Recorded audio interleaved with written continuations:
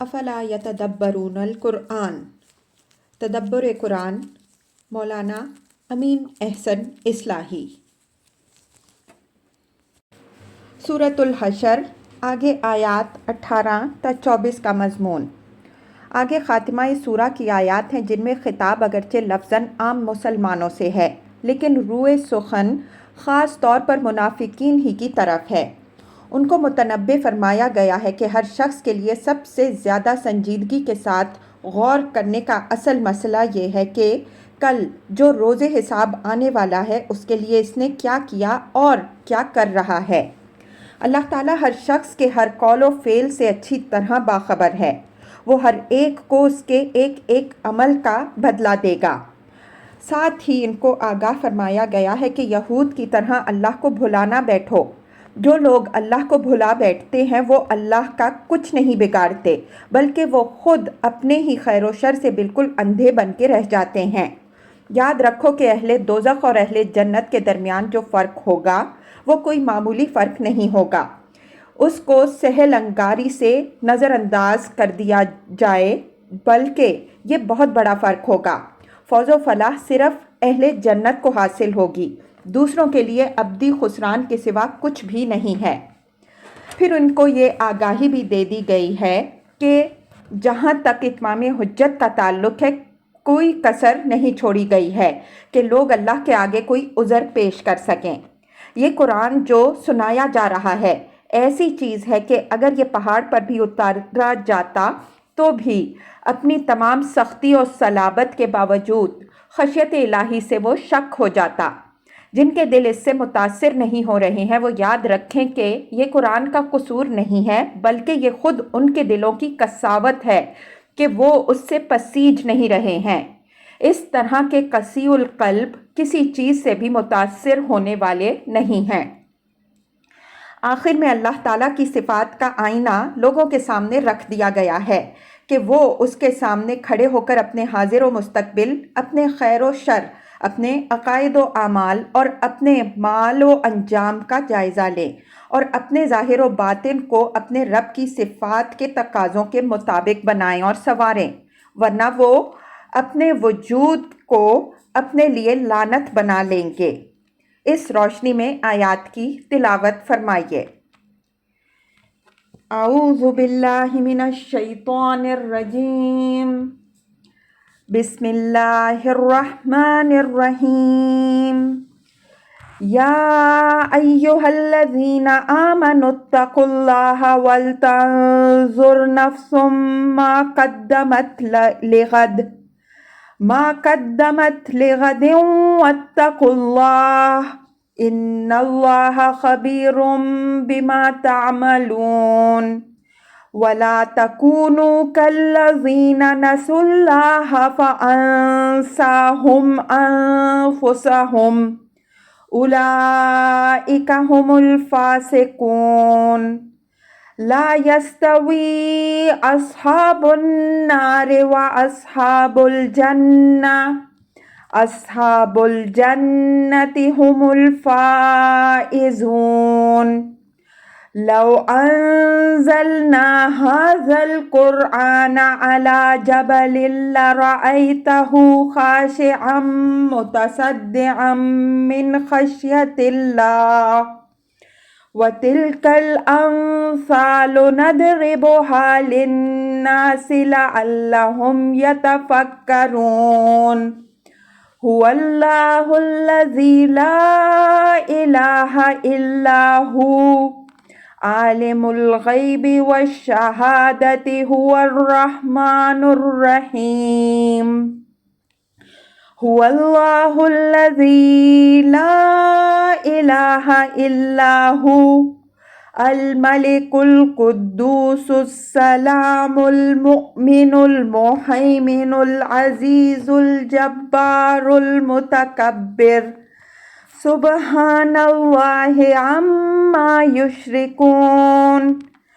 هو اللہ الخالق الباری المصور له الاسماء الحسنى یسبح لہ ما فی السماوات والارض وہو العزیز الحکیم۔ ترجمہ: اے ایمان والو، اللہ سے ڈرو اور چاہیے کہ ہر نفس اچھی طرح جائزہ لے رکھے اس کا جو اس نے کل کے لیے کیا ہے، اور اللہ سے ڈرتے رہو، بے شک اللہ اس سے اچھی طرح باخبر ہے جو تم کرتے ہو۔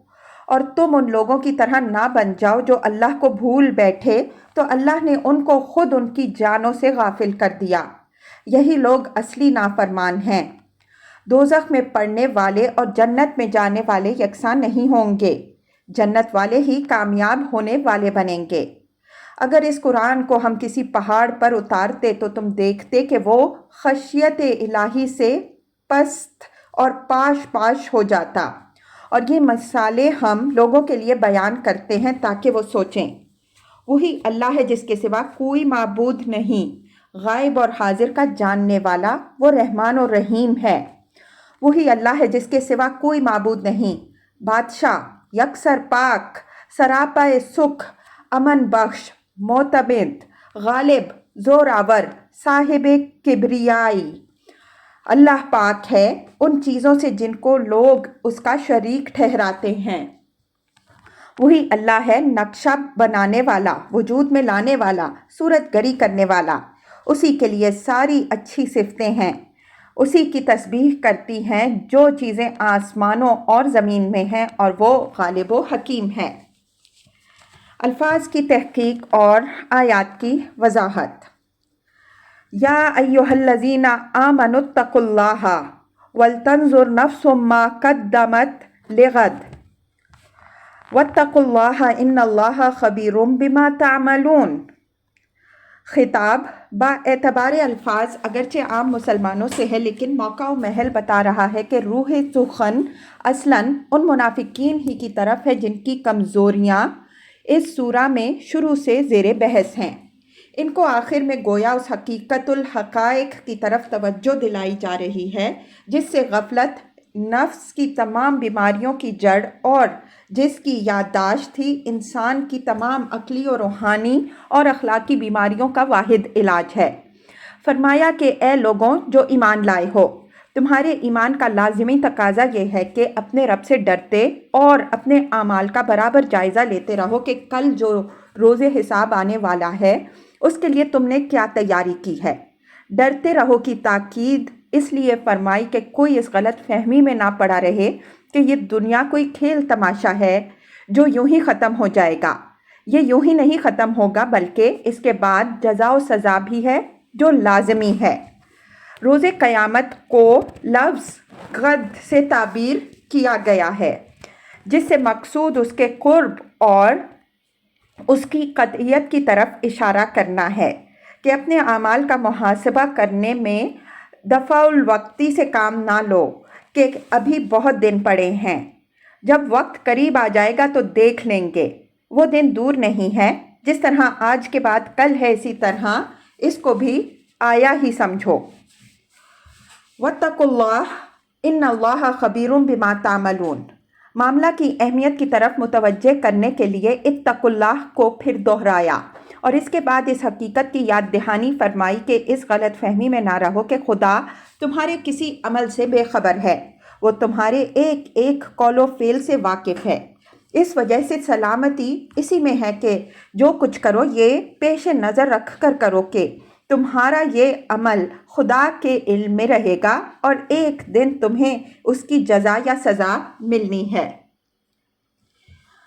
وَلَا تَكُونُوا كَالَّذِينَ نَسُوا اللَّهَ فَأَنسَاهُمْ أَنفُسَهُمْ أُولَٰئِكَ هُمُ الْفَاسِقُونَ۔ فرمایا ان لوگوں کی طرح نہ بن جاؤ جنہوں نے خدا کو بھلا دیا تو خدا نے ان کو خود ان کے انجام سے غافل کر دیا۔ کالذین نسوا اللہ سے اشارہ یہود کی طرف ہے۔ یہود ہی ان منافقین کے مرشد تھے۔ قرآن نے ان کو آگاہ فرمایا ہے کہ ان لوگوں کی طرح اگر تم بھی خدا کو بھلا بیٹھے تو یاد رکھو کہ خدا کا کچھ نہیں بگاڑو گے بلکہ اپنے ہی کو تباہ کرو گے۔ فَأَنسَاهُمْ أَنفُسَهُمْ میں ایک بڑی اہم حقیقت کی طرف توجہ دلائی گئی ہے کہ جو لوگ خدا کو بھلا دیتے ہیں اس کا نتیجہ یہ ہوتا ہے کہ وہ خود اپنے خیر و شر اور اپنی عاقبت سے بالکل بے پرواہ ہو جاتے ہیں۔ زندگی کی ساری قدر و قیمت اور اس کا سارا شرف و جمال اس حقیقت کے سمجھنے پر منحصر ہے کہ خالق نے اس کو محض چند روزہ عیش دنیا کے لیے نہیں بنایا ہے، بلکہ اس لیے بنایا ہے کہ انسان اس کو خدا کے احکام کے تحت گزار کر اپنے کو ابدی بادشاہی کا سزاوار بنائے۔ یہ معراج ظاہر ہے کہ اسی کو حاصل ہوگی جو ہمیشہ اس حقیقت کو یاد رکھے کہ یہ زندگی اس کو اتفاقیہ نہیں مل گئی ہے، بلکہ ایک بخشنے والے کی بخشی ہوئی ہے، اور اس نے ایک خاص مقصد سے یہ اس کو بخشی ہے۔